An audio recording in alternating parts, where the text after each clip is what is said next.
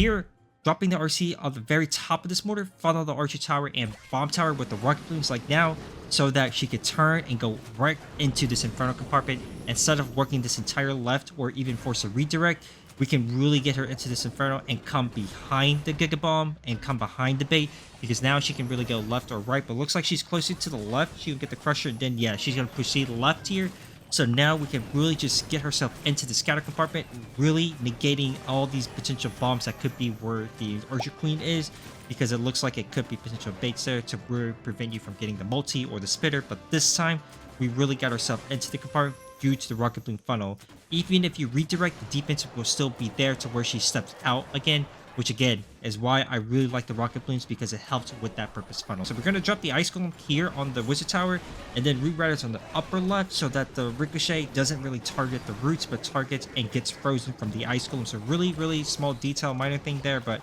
again, something very good to be able to have sometimes, so you don't really take all the damage immediately. So Overgrowth, we're looking at the monolith, the town hall, because we're going to be able to push through around the base, so everything can kind of force itself with the king, with the queen, with the witches. And of course, skeleton spell on the bottom 6 o'clock side, they kind of tank the hero, the multi-gear, and any traps looks like Teslas there, so we can kind of push in headhunters for these heroes there. So again, witches being really helpful for areas like this, and then luckily the queen's walking around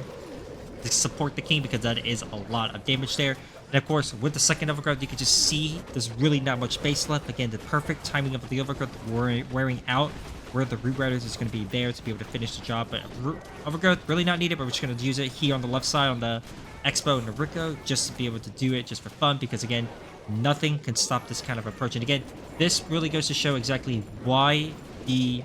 rocket balloons is really nice, because it saves you the spell so that you can go in behind any certain bait, and of course for you to be able to have that chance of being able to maximize the value of the world champion charge, not necessarily going into the giga, but going behind it to where she funnels herself in. And again, better time management with the RC cycling to keep the fox alive, which is very important in root attacks.